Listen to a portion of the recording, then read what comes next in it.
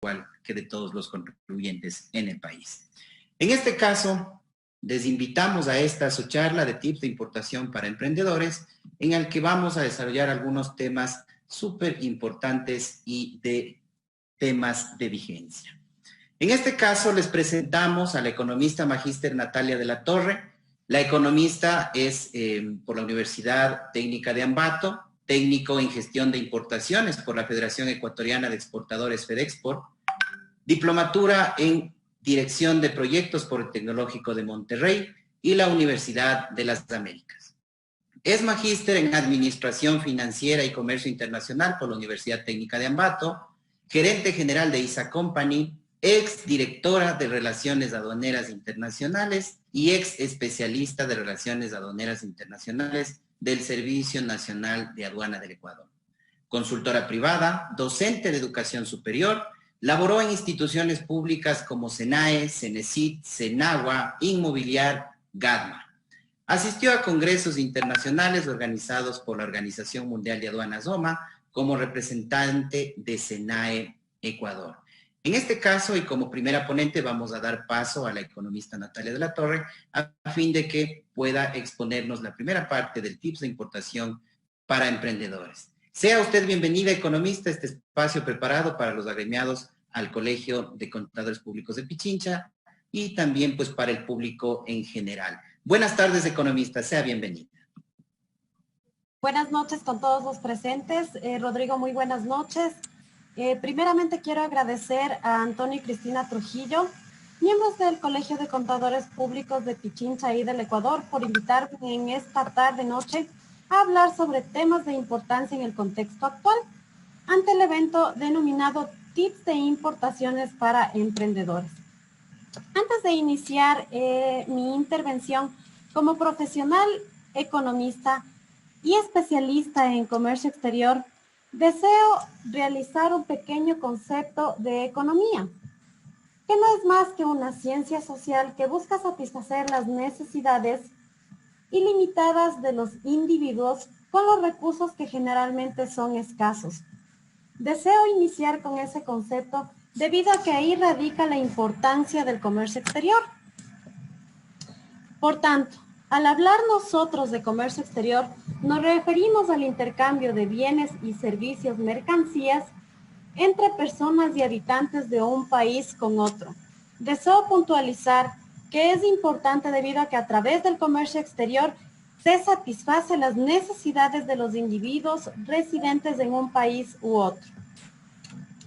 Ahora, deseo también mencionar que el comercio exterior no es el mismo en la actualidad que hace 10 años. Se ha incrementado el volumen de mercancías que traspasan a nivel internacional y ha existido también cambios tecnológicos que implican nuevos retos para las empresas. Ahora, antes del COVID, las empresas cumplían algunos retos. Sin embargo, ahora, post-COVID, consideramos que van a existir nuevos retos, tanto en las cadenas de valor, cadena de suministro, que tengan las empresas, compañías que importen y exporten productos entre los distintos países.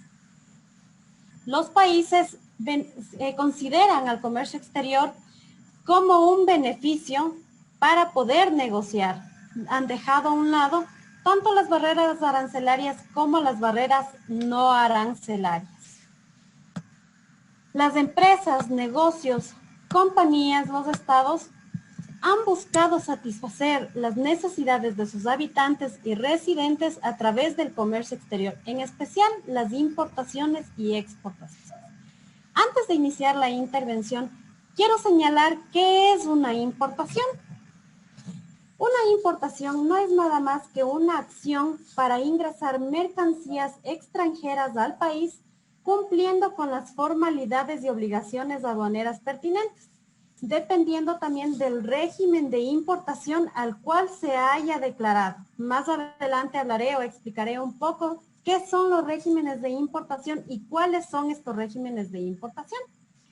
Quiero iniciar igual con quiénes pueden importar. Las personas naturales y jurídicas ecuatorianas o extranjeras radicadas aquí en el país pueden ejercer las actividades económicas de importación siempre y cuando estén registrados en el Ecuapas y sean autorizados por el Servicio Nacional de Aduanas del Ecuador. Siguiente, por favor. Ahora, nace automáticamente la pregunta, ¿cómo me registro como importador? Para registrarse como importador, primero debe obtenerse el RUC de importador, obviamente, a través del Servicio de Rentas Internas. Segundo, se debe adquirir el certificado digital de firma electrónica por medio del Banco Central del Ecuador o de Security Data. Más adelante hablaré sobre el tema de la firma electrónica. Tercero, debe registrarse en el Ecuapas, como lo había mencionado anteriormente. Con el registro del Ecuapas, usted podrá realizar actualizaciones de bases de datos, crear usuarios y contraseñas, aceptar políticas de uso y registrar su firma electrónica como importador. Siguiente diapositiva, por favor, Rodrigo. Ahora, antes, ¿cómo puedo importar o cuáles son los pasos para importar? Muchos de nuestras asesorías, de nuestros amigos, en pláticas con amigos igual, se hacen la pregunta, ¿cómo podemos importar? Para importar se ha identificado los siguientes pasos. Primero, obtenerle el certificado digital de la firma electrónica o denominado también token. ¿Dónde podemos obtener este certificado? Como ya lo había mencionado anteriormente, en el Banco Central del Ecuador o en Security Data. ¿Pero qué es la firma electrónica? La firma electrónica es la equivalencia de la firma manuscrita y tiene una validez legal debido a que está amparada ante la Ley de Comercio Electrónico. Esta firma electrónica nos sirve para facturación electrónica, para trámites en el Ecuapas, para trámites en el sistema de gestión documental KIPUX, que es un proyecto que tiene el Estado del uso de 0 papeles y además para las personas que desean incursionar en compras públicas también usan este sistema o esta firma electrónica. ¿Quiénes pueden acceder a la firma electrónica digital? Pues las personas naturales y las personas jurídicas. ¿Cómo puedo obtener esta firma electrónica? Primero debemos ingresar al Banco Central del Ecuador, llenar el formulario de solicitud de la firma electrónica, hacer la cancelación del registro de la firma electrónica ante el registro civil y finalmente obtenemos el certificado de firma electrónica. Segundo, se debe instalar el sistema Ecuapas. Personalmente, sugiero que para realizar la instalación del sistema Ecuapas se utilice la plataforma de Internet Mozilla. Tercero, como ya lo habíamos mencionado anteriormente, se deben registrar ante el Sistema Nacional de Aduanas del Ecuador, ¿sí? A través de la plataforma Ecuapas como importadores. Como cuarto punto, y considero que es el punto más importante de todos, es conocer las restricciones a productos a importar. ¿Por qué considero que es el punto más importante? Debido a que vamos a poner nuestros ingresos, no sé, un préstamo con entidades públicas y privadas, nuestros ahorros, cualquier tipo de capital para nosotros poder importar las mercancías y realizar una actividad comercial. No quisiera ni imaginarme, señores presentes que nos están acompañando el día de hoy, ¿qué pasaría si al momento de yo importar esta mercancía no puedo ingresarla al país o esta mercancía presenta algún tipo de restricción de ingreso? Sería algo en realidad que afectaría a las economías de cada uno de ustedes que están realizando las actividades económicas de importación. Es por eso que yo recomiendo o se recomienda revisar el arancel de mercancías que se presenta en el sistema Ecuapas para poder revisar si esta mercancía presenta o no alguna prohibición al momento de importar. Finalmente, como quinto paso, tenemos realizar los trámites de desaduanización de las mercancías. ¿Dónde podemos realizar o a través de quién podemos realizar esta desaduanización de mercancías? Haciendo uso de los agentes de aduana. Más adelante informaremos o conversaremos un poco qué es los agentes de aduana. A estos agentes de aduana nosotros como importadores debemos otorgar la declaración aduanera de importación. ¿Pero qué es esta declaración aduanera de importación?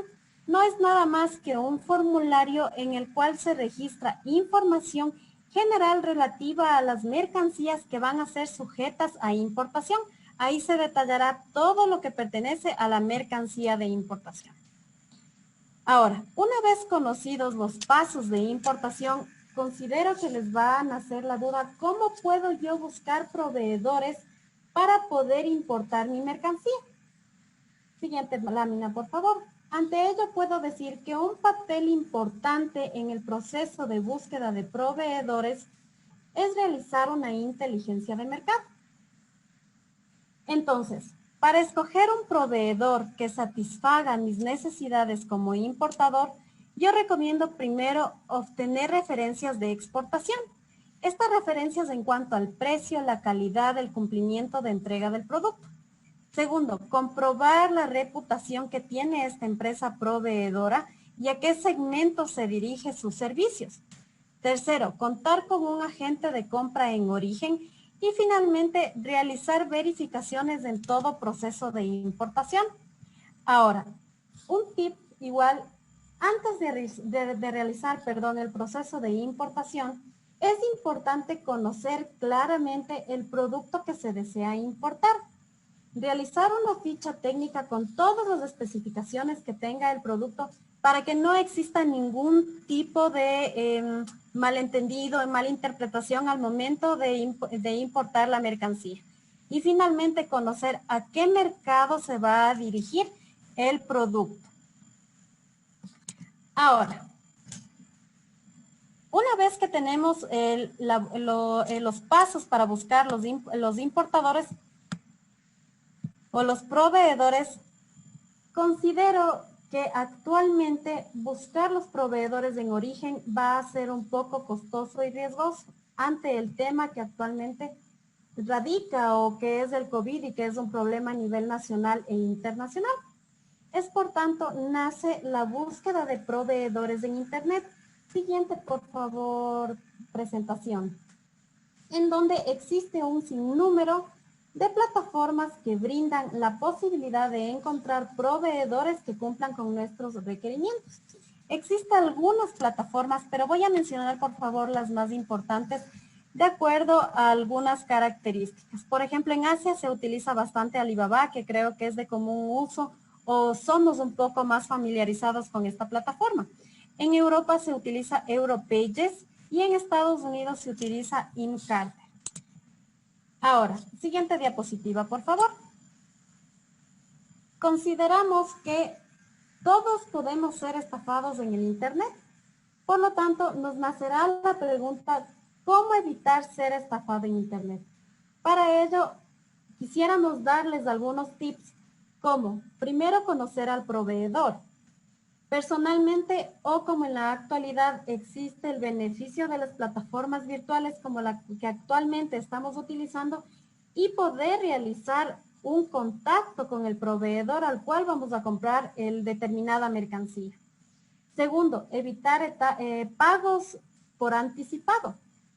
Dependiendo obviamente de la confianza que se tenga con el proveedor o si el proveedor nos recomendó a alguna persona que ya ha realizado algún tipo de actividad comercial con él, se podría considerar realizar un adelanto de una cierta cantidad o de un cierto porcentaje del total de la factura. Realizar pagos por medios seguros. Evitar transferencias bancarias. En el comercio exterior, lo más recomendable es utilizar cartas de crédito que otorgan o se tramita, mejor dicho, en bancos con reconocimiento a nivel internacional. Evitar también escoger los proveedores que nos ofrecen valores muy bajos con relación a los proveedores o la demás competencia, debido a que se puede considerar una estafa, pues ningún proveedor o ninguna empresa va a producir por un costo menor al de su costo de producción. Finalmente, realizar una verificación de su reputación. ¿Cómo podemos verificar la reputación del proveedor? A través de solicitarle referencias bancarias, referencias comerciales, tal vez si ha participado en ferias internacionales o simplemente igual verificar los comentarios que este proveedor tenga en las redes sociales. Ahora, también debemos considerar que al nosotros realizar actividades de importación, podemos presentar algunos riesgos. Siguiente diapositiva, por favor.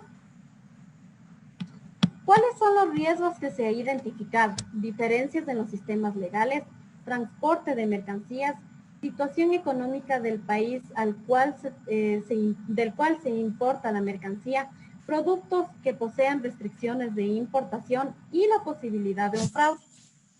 Además a ello, yo quiero mencionar otros riesgos a los cuales nos podemos enfrentar como importadores, como por ejemplo, riesgos comerciales. Riesgos comerciales como la cancelación del contrato de importación o la no entrega de la mercancía en destino, desde el origen hacia el destino.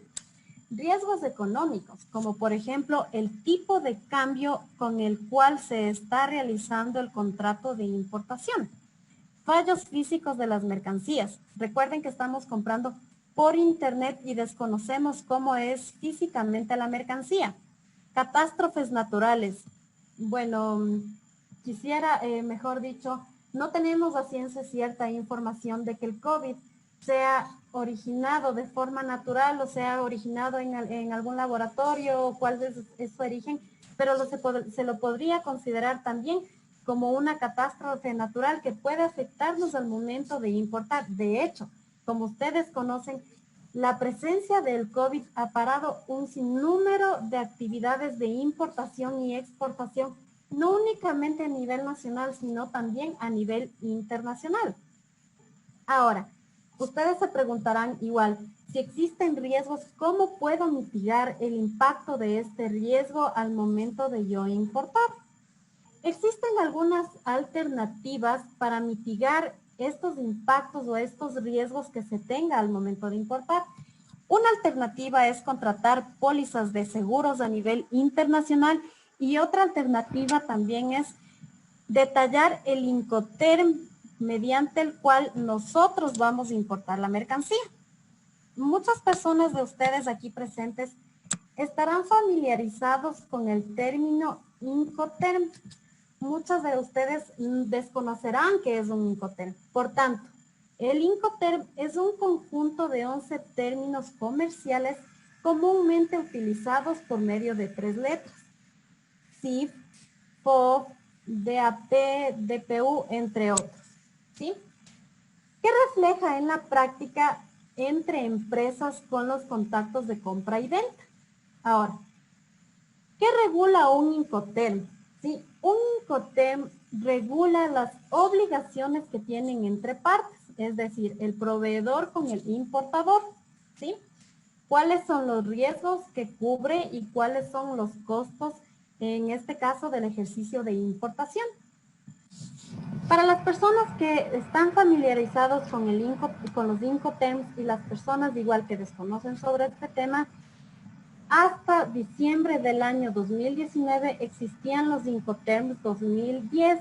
Sin embargo, actualmente existió una actualización de los Incoterms y actualmente se cuenta con los Incoterms 2020. ¿Sí? Existen 11 términos nuevos en estos Incoterms 2020, como el término FCA, que denota Free on Carrier. Sin embargo, pido mil disculpas por cuestiones de tiempo. No va a ser posible detallar cada uno de los Incoterms, ¿sí? Siguiente lámina, por favor. Ahora, ya conocemos los pasos para importar, conocemos cómo buscar proveedores, conocemos los riesgos a los cuales nos enfrentamos al momento de importar por medios electrónicos y todo esto. Debemos conocer ahora cuáles son los regímenes para nosotros poder importar. Antes de conocer cuáles son los regímenes, quiero determinar qué es un régimen de importación. Un régimen de importación no es más que el conjunto de normas que debe cumplir una mercancía que se importa y se exporta. Y se lo realiza a través de un documento oficial donde se informa de dónde viene, a dónde va y cuál es el propósito de dicha mercancía.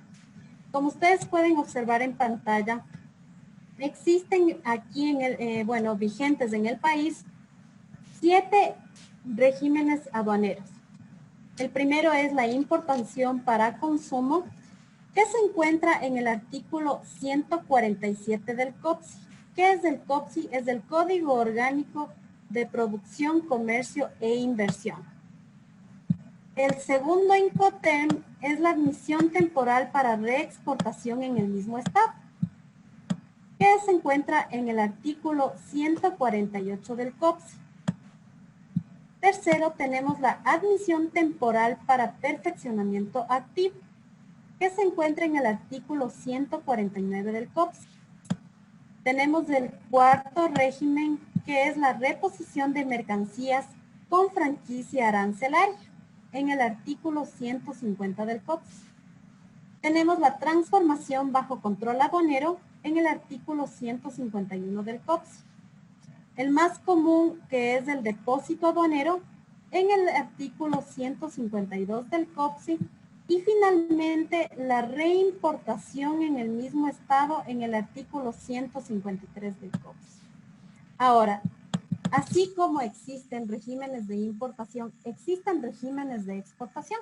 Y estoy seguro que muchos de ustedes que nos están acompañando el día de hoy desearían exportar sus productos, sus mercancías a otros países. Para lo cual el artículo 154 del COPSI nos habla sobre la exportación definitiva. El artículo 155 del COPSI nos habla sobre la exportación temporal con reimportación en el mismo estado. Y el artículo 156 del mismo nos habla sobre la exportación temporal por perfeccionamiento activo. Siguiente, por favor. Este tema de los regímenes aduaneros es demasiadamente importante para las personas que están importando o piensan realizar de sus actividades económicas tanto la importación como la exportación. Sin embargo, son temas extremadamente largos y técnicos como para poderlos explicar en una charla, ¿sí? Ahora, como estábamos conversando en un inicio, después de todo lo que hemos hecho en el proceso de importación, para el momento de la desaduanización de mercancías, requerimos la contratación de un agente afianzado de aduanas. Pero, ¿quién es un agente afianzado de aduanas y cómo busco un agente afianzado de aduanas que me ayude a desaduanizar mi mercancía? Un agente afianzado de aduanas calificado es una persona natural o una persona jurídica auxiliar de la función pública aduanera, habilitado por el Servicio Nacional de Aduanas del Ecuador, SENAE, para prestar sus servicios como gestor de despacho de mercancías. Ahora, ¿quiénes son agentes afianzados de aduana calificados? Para saber quiénes son las personas o los agentes afianzados de aduanas calificados aquí en el Ecuador, les invito a que visiten www.aduana.gov.es, servicios para OCEs, donde ustedes encontrarán todo el listado o todo el registro de los agentes afianzados de aduana calificados. Siguiente, por favor. Ahora, para nosotros poder importar mercancías, es muy importante saber cómo clasificar o en qué partida clasificar la mercancía que se va a importar. Para ello voy a hablar un poco sobre la clasificación de mercancías o la clasificación arancelaria. La clasificación arancelaria no es nada más que un proceso que consiste en asignar un código numérico a cada mercancía. ¿Quién asigna estos códigos numéricos? La Organización Mundial de Aduanas, ¿sí? Su objetivo es identificar las mercancías que se importan y se exportan a nivel internacional o dentro del comercio exterior. Esta clasificación se deriva del sistema armonizado. Si aquí dentro de los presentes se encuentran personas que han realizado actividades de importación y exportación, seguro se les dará muy conocido qué es el sistema armonizado denominado SA. Sin embargo, para las personas que desconocen sobre este sistema armonizado, no es más que la nomenclatura internacional de productos desarrollado por la Organización Mundial de Aduanas. Este sistema armonizado comprende alrededor de 5.000 productos a nivel internacional. Se identifica o cada producto está identificado por 6 códigos de dígito. El sistema lo usa alrededor de 200 países y el 98% de las mercancías en el comercio internacional se clasifican por el sistema armonizado. Quiero terminar mi intervención exhortando a las personas que realizan de sus actividades económicas productivas que también incursionen en el comercio exterior, que realicen actividades de importación y exportación, debido a que a través del comercio exterior, a través del comercio internacional, se puede satisfacer un sinnúmero o las necesidades ilimitadas de las personas, habitantes, residentes de un país, de una región o de una nación. Rodrigo, hasta aquí mi intervención. Quiero agradecerles mucho por el espacio el día de hoy que me lo han proporcionado. Gracias y espero que los tips de importación que les he proporcionado hasta el momento sean de mucha utilidad para todas las personas de emprendedores que vamos a realizar las actividades de importación y exportación. Muchas gracias. Muchísimas gracias a usted, economista Natalia de la Torre, con temas muy importantes, de hecho, para nuestros queridos agremiados, en los temas relacionados a TIMS de importaciones. Hemos podido ver cuáles son los requisitos para que podamos importar. Hemos analizado un poquito de los regímenes de importación, que son muy amplios, de hecho.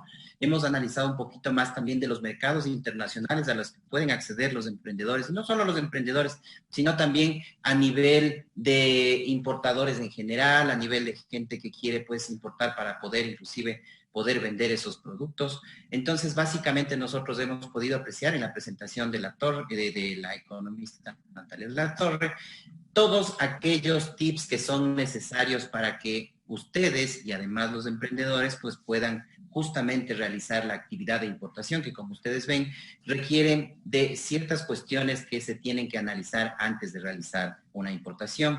Inclusive el SENAE, la aduana del Ecuador, destina o solicita, mejor dicho, en este caso al importador, inclusive documentos o ciertos documentos de negociaciones previas. Entonces, esas negociaciones previas, obviamente, pues pueden ser aquellos documentos que identifiquen, como por ejemplo, correos electrónicos, visitas de, no sé, ahora que estamos pues, con el tema tecnológico en las comunicaciones, que pueden ser inclusive videoconferencias en cualquier tipo de plataforma que tenemos a la disposición. Entonces, este tipo de negociaciones previas son justamente aquellas pues, que la aduana del Ecuador, en este caso el SENAE, va a solicitar inclusive al importador para poder determinar el valor de la importación. Agradecemos muchísimo a la economista Natalia de la Torre, tenemos algunas preguntas, pero en este caso vamos a dejar las preguntas para el final. Entonces agradeceríamos mucho a nuestros queridos agremiados, a nuestros queridos amigos invitados, para que realicen todas las preguntas que crean pertinentes, porque este es un tema muy importante y realmente muy interesante, apasionante en todo lo que tiene que ver con el tema de las importaciones.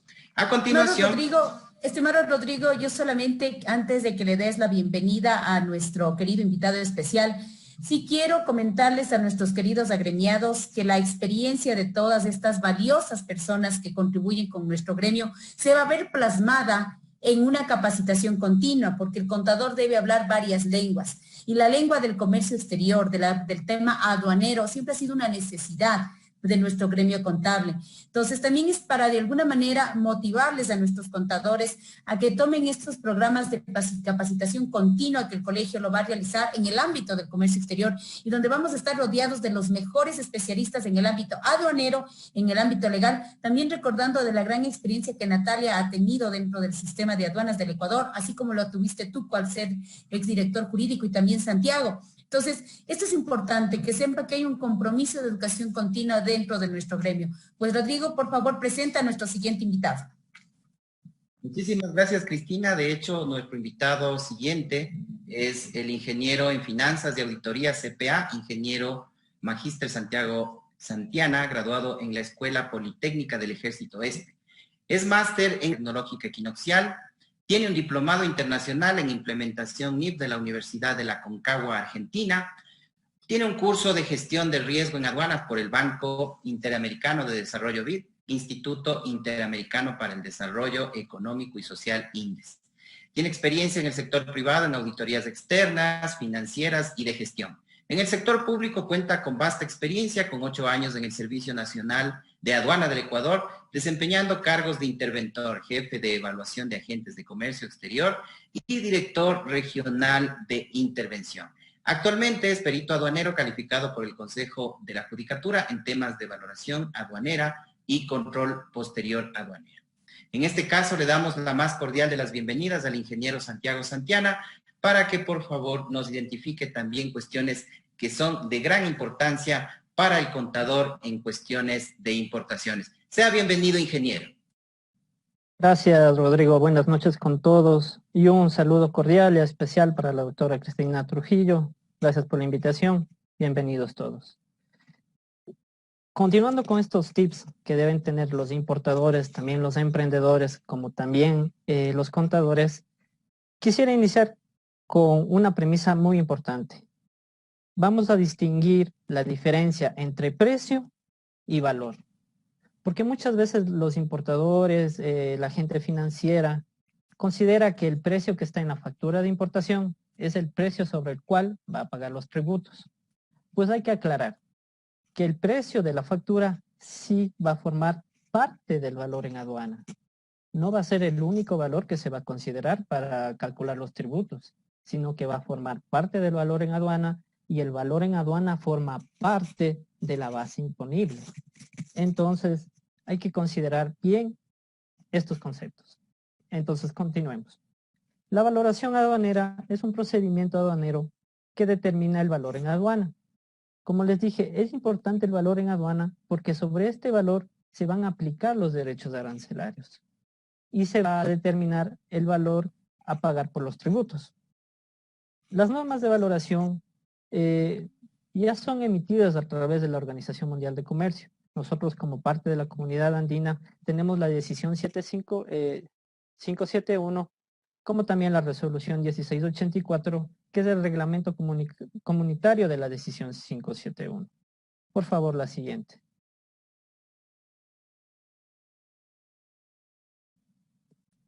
Ok. El principio básico de valor de transacción es el siguiente. El valor en aduana sobre el cual se aplican los impuestos de importación será el valor de transacción. Dentro de los métodos de valoración aduanera está el primer método, que es el valor de transacción. Ese es el principio básico. O sea, sobre ese se deberían aplicar los tributos.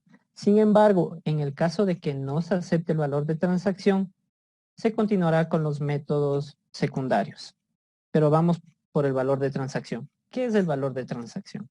El valor de transacción es el precio realmente pagado por pagar de las mercancías, cuando éstas se venden para su exportación al país de importación. Es decir, cuando existe una importación a consumo.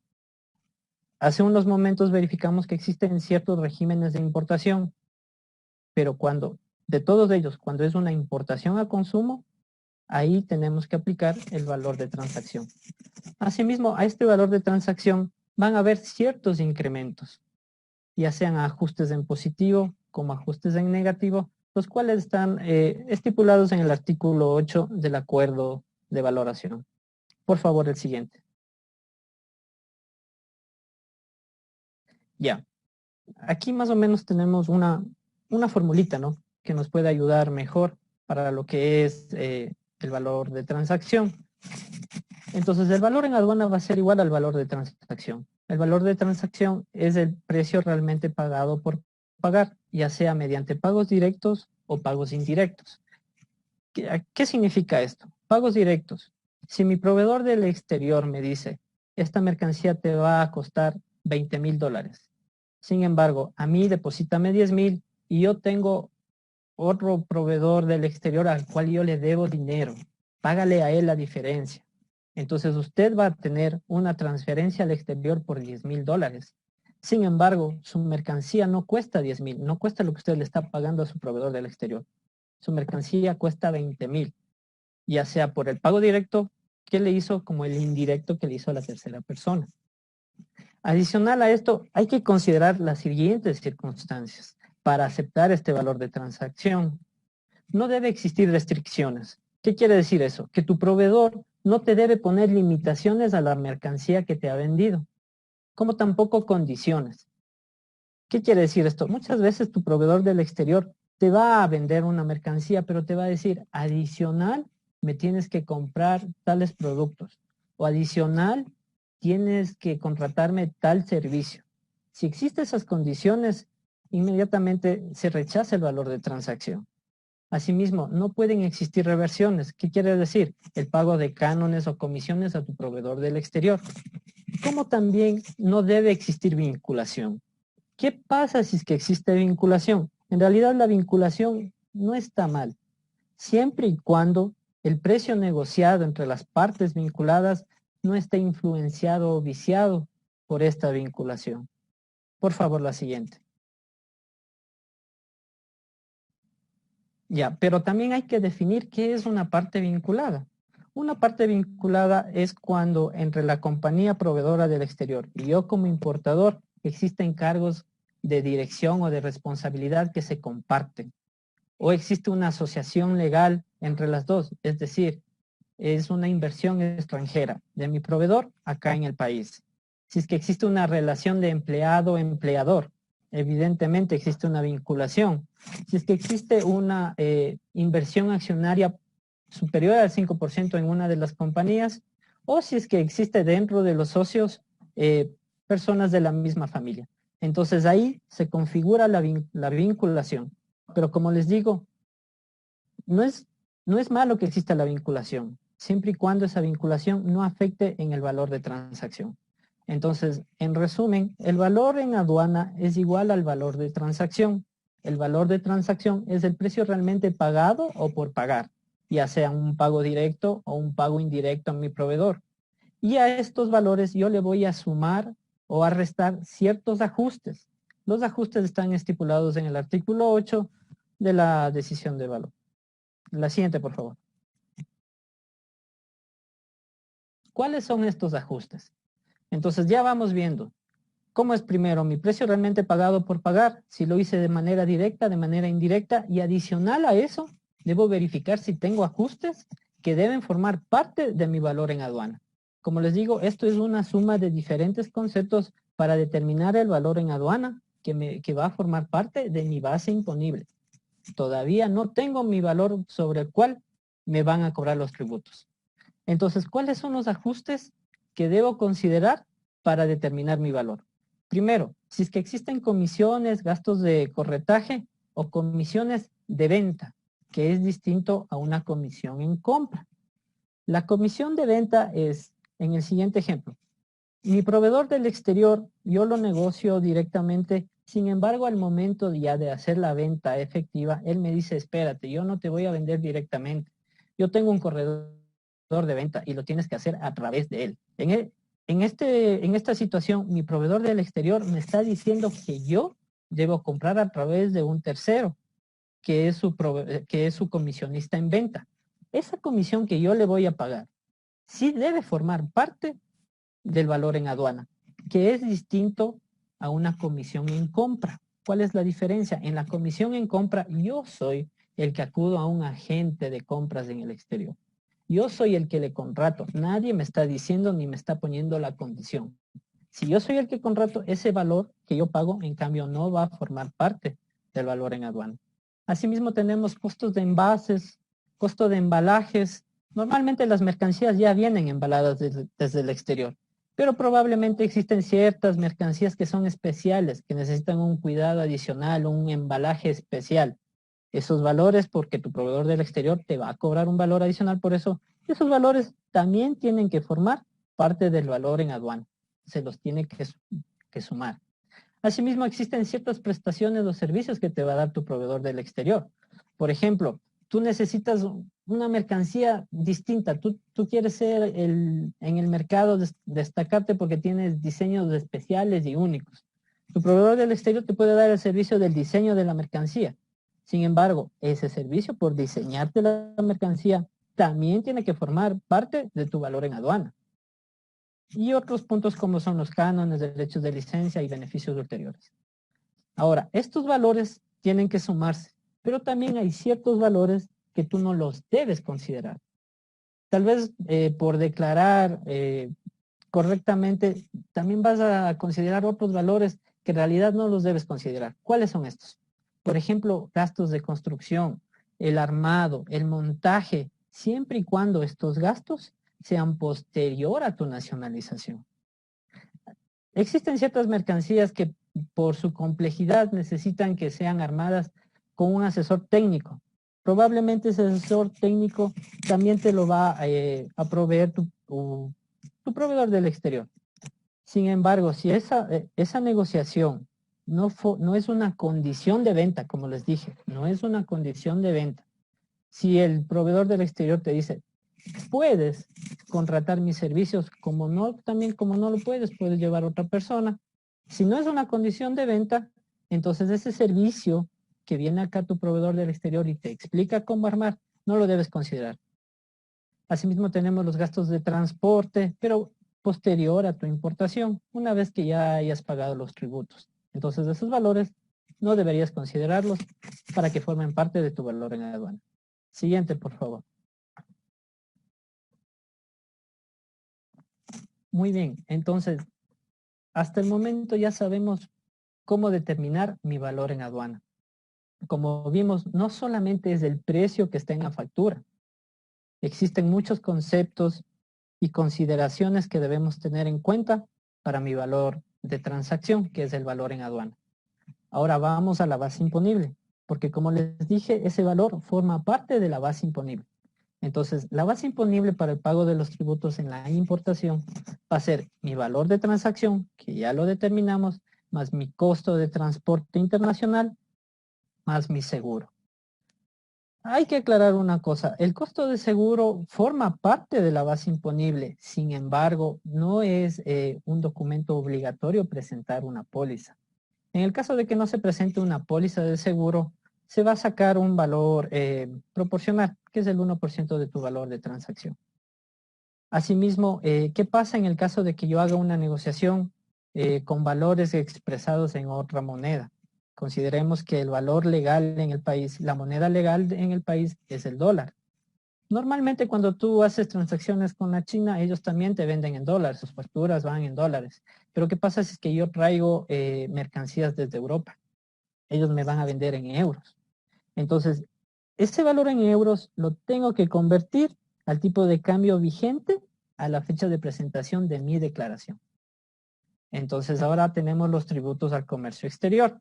Los tributos al comercio exterior son los derechos arancelarios, los impuestos establecidos en normas orgánicas y las tasas de servicio aduanero.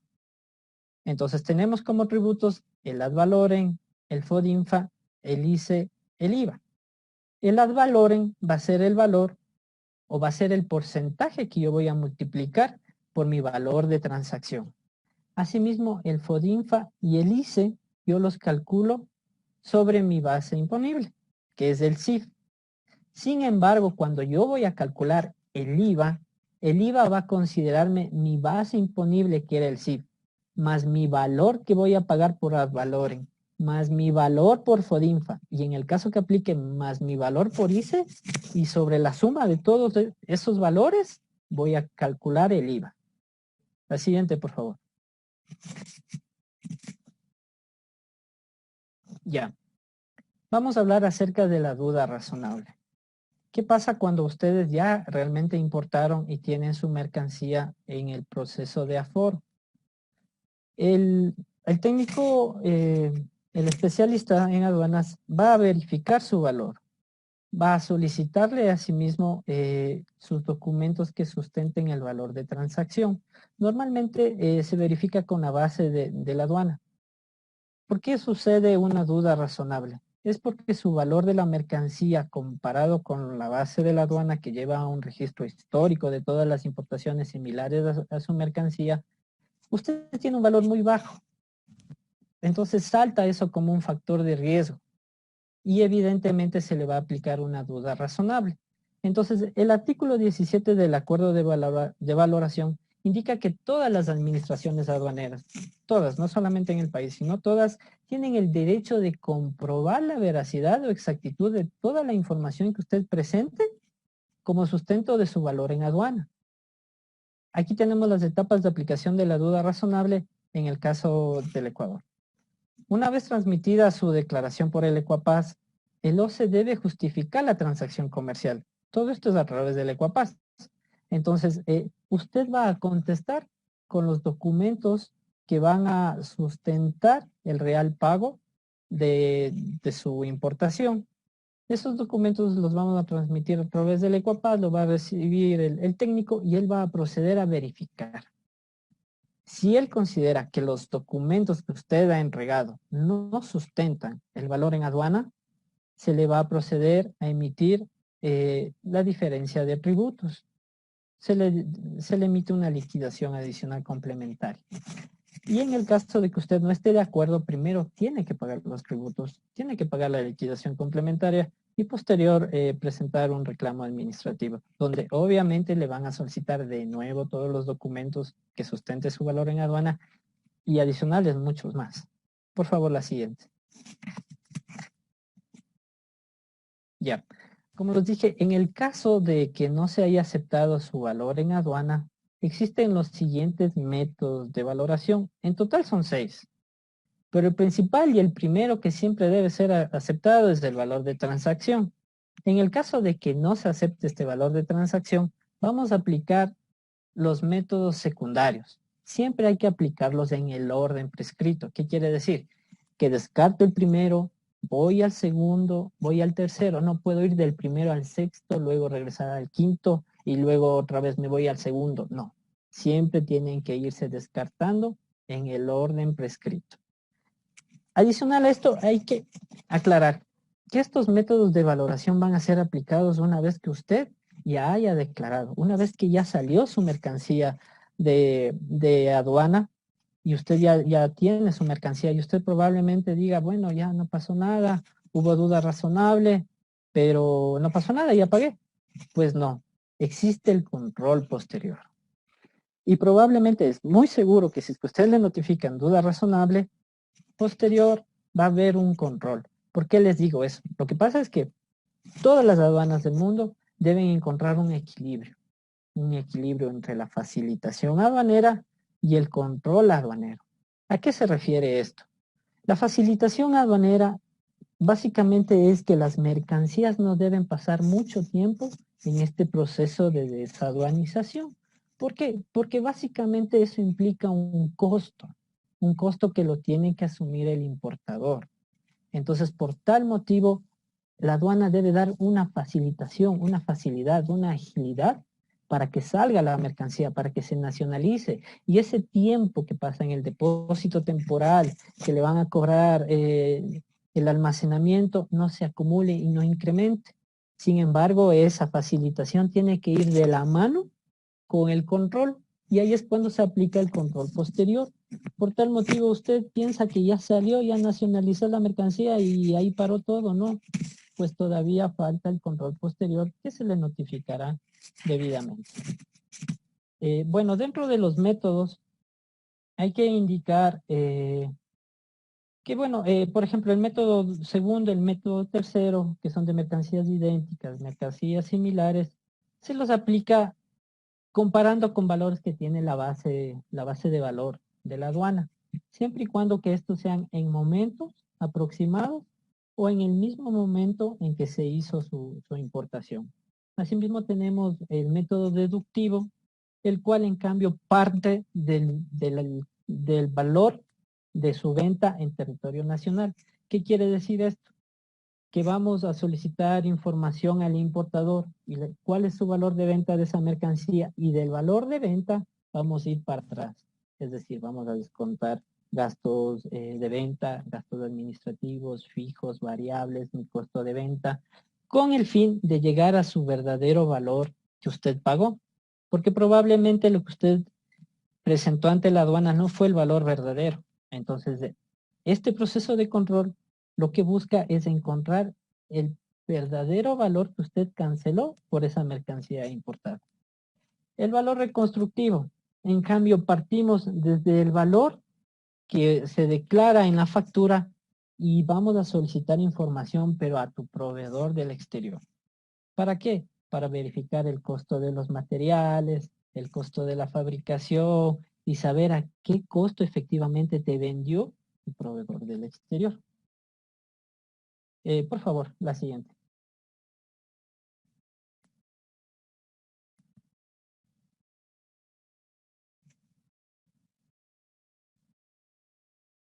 Perdón. El acto de aforo. ¿Por qué es importante el acto de aforo? Esto hay que tenerlo también en cuenta. Porque, bueno, el acto de aforo lo que busca es determinar los aranceles e impuestos que se van a aplicar sobre tu mercancía. Porque probablemente tú fuiste asesorado y tu mercancía la declaraste en una partida que pagaba el 5%. Eso fue lo que te asesoró tal vez de la agente de aduana o tu experto en comercio exterior.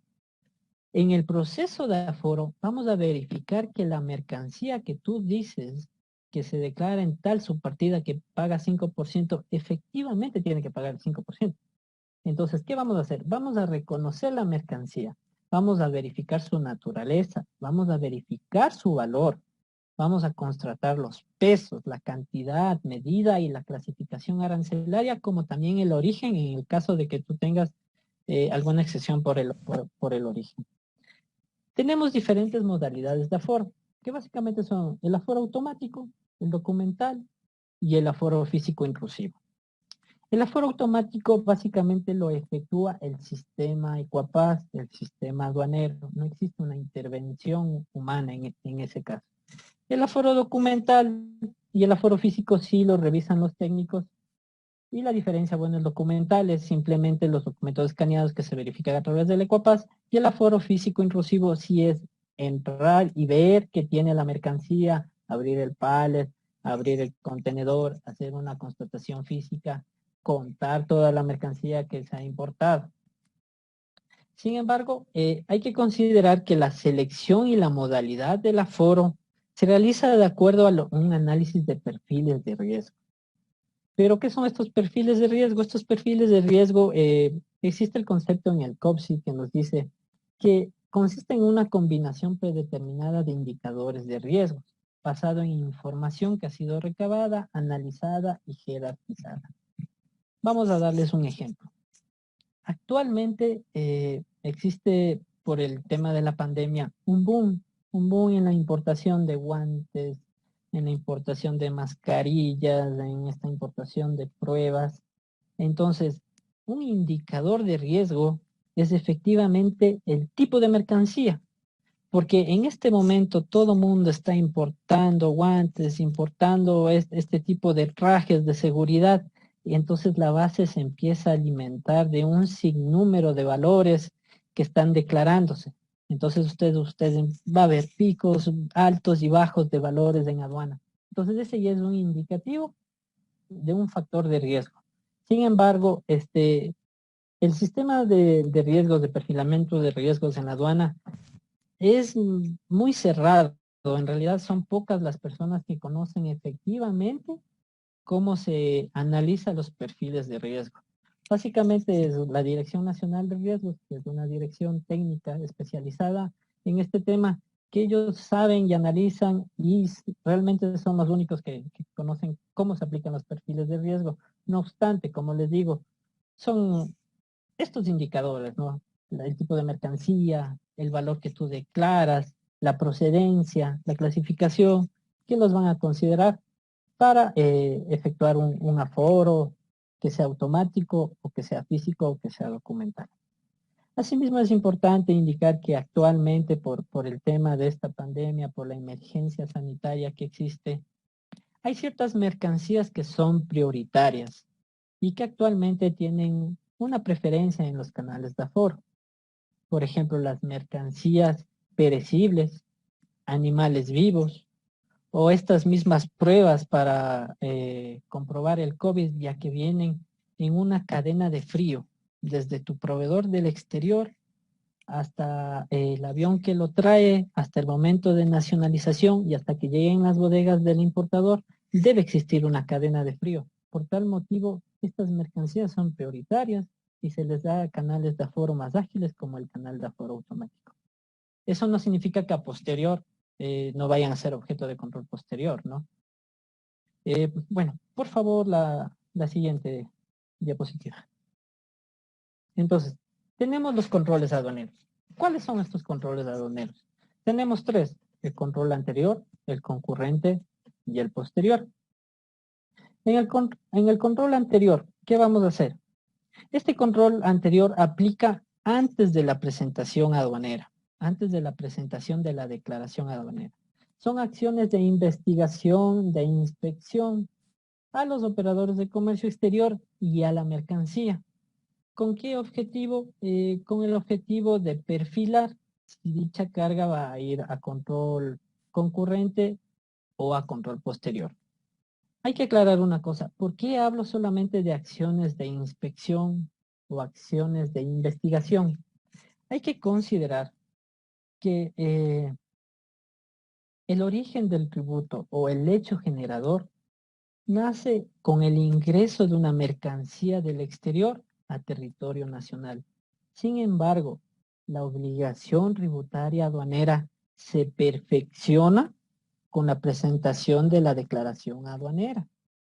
Entonces, en el control anterior todavía no existe este perfeccionamiento de la obligación tributaria porque no hay aún la declaración aduanera. Entonces, por tal motivo, solamente se hace acciones de investigación y para perfilamiento. Una vez que pasa al control concurrente, ya existe la declaración aduanera. Ya existe este perfeccionamiento de la obligación tributaria en el cual nosotros vamos a determinar los valores que se tienen que cancelar por tu mercancía que estás importando. Eso lo vamos a hacer en zona primaria. Es decir, todavía tu mercancía no está nacionalizada, todavía no sale de aduana, no sale del aeropuerto, del puerto, todavía no cruza la frontera. Y luego, una vez que tú ya cancelas tus tributos, una vez que ya tienes el levante de tus mercancías, es decir, la salida autorizada, tus mercancías van a pasar a control posterior.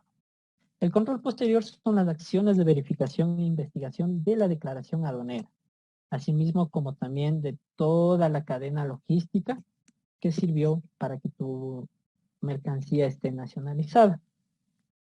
Los controles pueden realizarse dentro de los 5 años contados desde la fecha en que se debieron pagar tus tributos. Por tal motivo, considera: yo ya nacionalicé mi mercancía. Y el control posterior normalmente no es inmediato. Los importadores tal vez digan, o los contadores dijeron: bueno, ya pagué. Ya pasó un mes, 2 meses, ya pasó un año, ya pasó 2 años. Nunca llegó el control posterior. Me olvido de esto.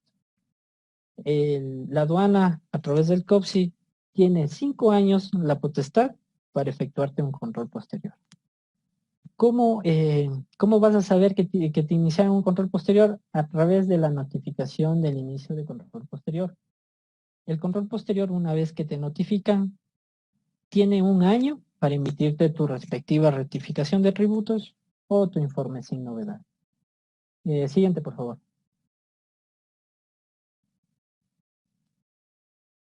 Ya, los documentos probatorios del valor. Esto básicamente es la base legal por la cual aduana te va a solicitar todas las explicaciones y todo un sinnúmero de documentos para que tú demuestres que tu valor que declaraste es el que efectivamente pagaste. Debemos considerar la decisión 571, que es la Comunidad Andina, que es un instrumento supranacional. Consideremos que el Ecuador, al suscribir acuerdos internacionales, está obligado a cumplir con estos instrumentos supranacionales, en el cual se le establece la facultad a la administración aduanera de comprobar la veracidad de los valores declarados. ¿Cómo lo hacemos esto? A través de la solicitud de explicaciones escritas, de documentos, de pruebas complementarias, de los documentos previos de negociación, de la parte de tus pagos, de la contabilidad, que es muy importante sustentarla en estos procesos de control. La siguiente, por favor. Ya. Aquí he puesto tan solo unos ítems de los requerimientos de información. Por ejemplo, estos que los podemos ver, se van a solicitar en el proceso de duda razonable, en el control concurrente, en el control posterior, en estos y más. Entonces, hay que considerar que desde el momento en que yo decido importar, desde el momento en que yo inicio mis negociaciones previas, cada comunicación, cada email, cada documento que yo tenga, lo tengo que ir guardando, lo tengo que ir archivando, porque esos documentos posterior me van a servir para demostrar mi valor efectivamente declarado. Entonces, un ejemplo de estos podrían ser tus órdenes de pedido, tus notas de pedido, tus listas de precios, si firmaron un contrato, que efectivamente lo tienen que firmar el contrato, y todos estos valores que tú colocas en los contratos tiene que tener coherencia con lo que tú estás declarando. Muchas veces en los procesos de control posterior, la misma información que presenta el importador es la que luego la administración la toma para sustentar las rectificaciones. O sea, como quien dice, el mismo importador es el que a veces se coge y se coloca la soga al cuello porque no tiene coherencia entre los papeles que él presenta de sustento y lo que ha declarado. Entonces existen esas contradicciones que luego se reflejan en las rectificaciones de tributos. Asimismo, por ejemplo, los documentos relativos al pago, cosas tan importantes que en realidad a veces los importadores, los contadores no le toman muy en serio. Tienen el comprobante de transacción de transferencia al exterior. Bueno, sí lo tengo, a veces no lo tengo, se lo pierde por ahí, está tachado, está borrado. Y dicen, bueno, se le solicitará al banco, voy a pagar, no necesito estar guardando, ya lo pagué. Pues no, 5 años. Acuérdense que tienen la potestad determinadora por 5 años. Guarden esos documentos. Asimismo, los estados de cuenta bancario le van a solicitar. Una cosa, cuando se inicia el control posterior, a diferencia que en el control concurrente te van a solicitar los estados de cuenta de hace 3 meses. Por si acaso esta información está en la página web del SENAE, ¿no? Esta es información pública, todos la podemos adquirir, la podemos ver. Entonces, en el proceso de control concurrente te van a solicitar los estados de cuenta de hace 3 meses, con el objetivo de ver si es que hubo valores adicionales previos a la negociación, para ver qué valores has transferido al exterior. Sin embargo, cuando comienza el proceso de control posterior, este, este plazo para verificar se amplía y mínimo te van a revisar un año atrás de todo lo que tú hiciste, toda tu información contable, todos tus estados de cuenta, todas tus transacciones al exterior y todas y cada una la tienes que sustentar, las tienes que presentar el sustento por qué hice tal transferencia al exterior. Como te digo, la administración aduanera lo que va a verificar es el precio realmente pagado. Muchas veces y no es nada oculto esto, ¿no? Los importadores por tratar de ahorrarse algo en el pago de tributos, llegan a acuerdos con su proveedor del exterior y le dice, yo te pago 20,000, pero dame una factura por 10,000. Y el proveedor del exterior por venderte te lo va a dar, te va a dar la factura de 10,000. Pero tu proveedor no te va a perdonar la diferencia de los 10,000, te va a decir, oye, cancélame a mí la totalidad. Entonces, muy probablemente, o tú lo haces con alguna diferencia de días las transferencias, o tal vez lo haces con otra cuenta, la transferencia. Entonces, en los procesos de control posterior se va a verificar la contabilidad completa. Si tienes 2, 3 cuentas bancarias, te verificarán todas las cuentas bancarias. Si tienes cuentas en el exterior, tienes que presentar toda la documentación del exterior. Entonces, tengan en cuenta eso para los controles que probablemente les pueda efectuar la administración aduanera. Siguiente, por favor. Aquí tenemos otra parte también del requerimiento de información, que es la parte de documentos contables. Como le digo, este tan solo es un extracto, una parte pequeña de toda la información que se les va a solicitar.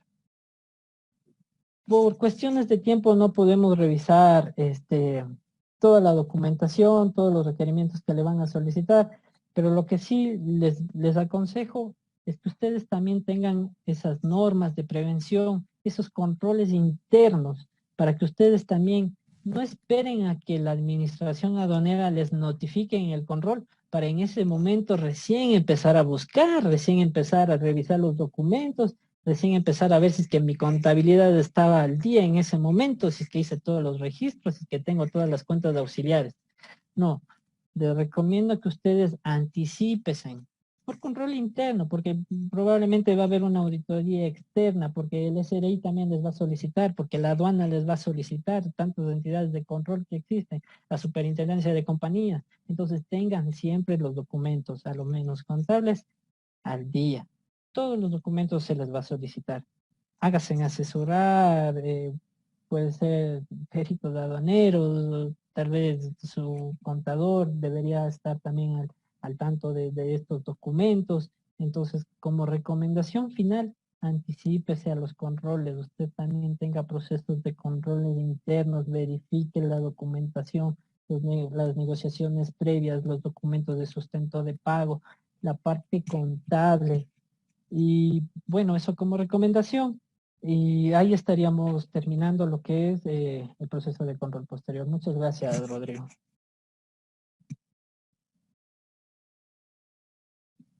Muchísimas gracias. Agradecemos en esta parte a nuestros distinguidos ponentes respecto de los temas que han desarrollado.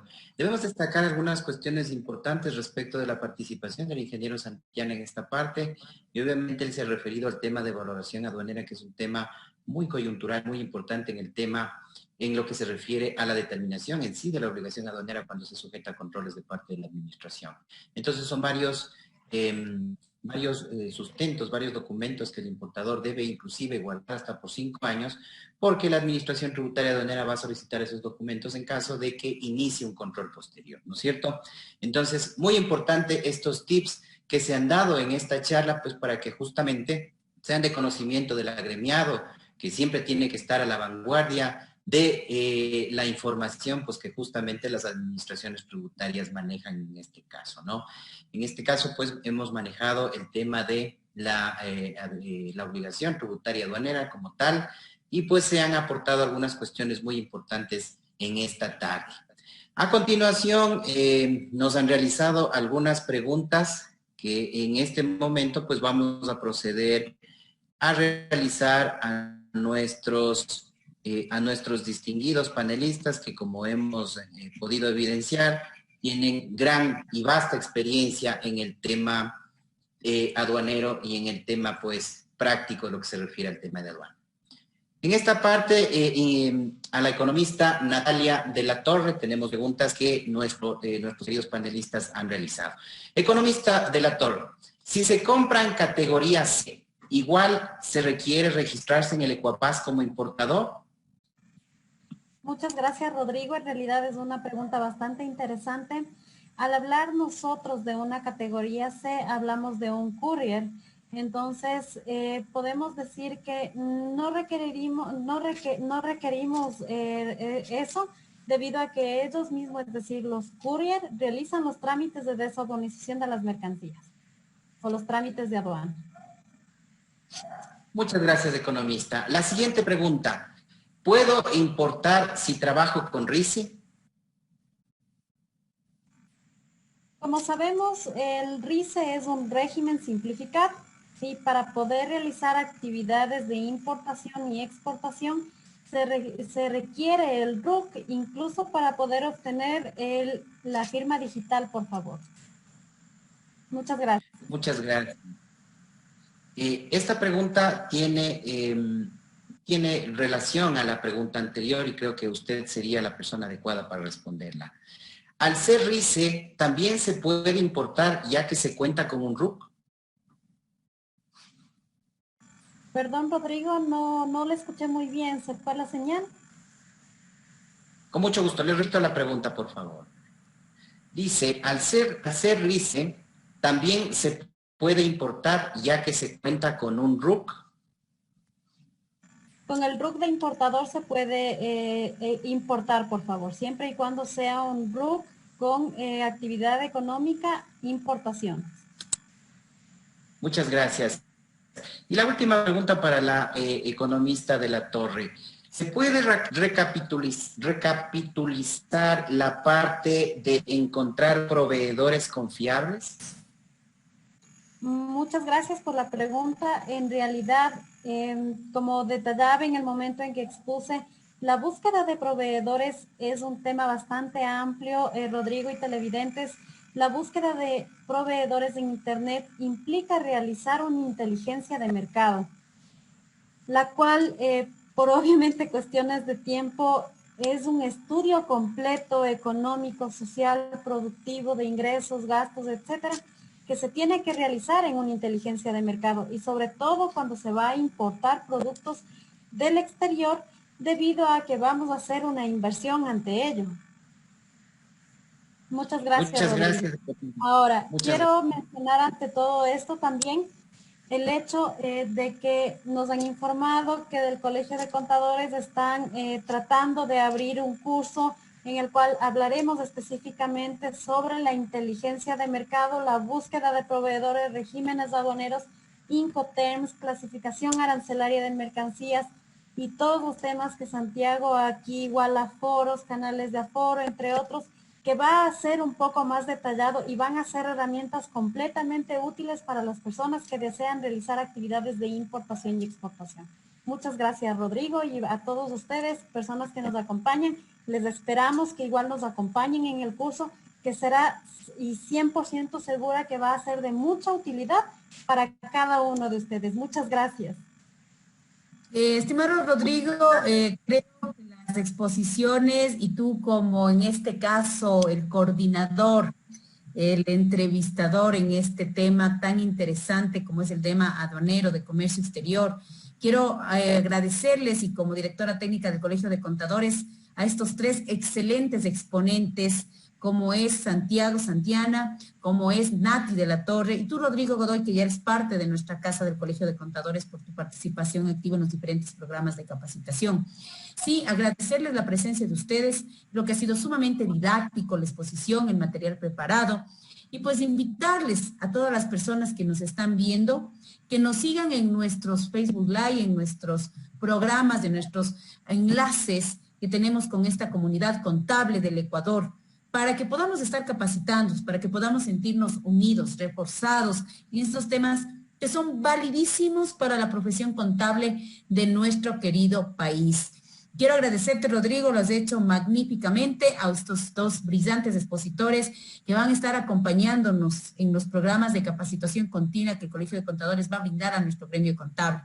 De parte del Colegio de Contadores Públicos de Pichincha, Ecuador, un agradecimiento profundo a todas las personas que nos vieron el día de hoy y que nos siguen por redes sociales. Esperemos todo lo que trae el Colegio de Contadores bajo esta nueva forma de vivir que va a ser nuestros enlaces online. Hoy por hoy la tecnología nos está dando la mano para poder salir adelante. De mi parte, un agradecimiento profundo a estos espectaculares manifestantes del área profesional de nuestro querido país. Gracias, Rodrigo, gracias, Santiago, gracias, Nati, y como siempre, para nosotros será hasta una próxima oportunidad que nos volveremos a encontrar con este gremio contable del Ecuador que tanto queremos. Muy buenas noches a todos. Buenas noches. Buenas noches.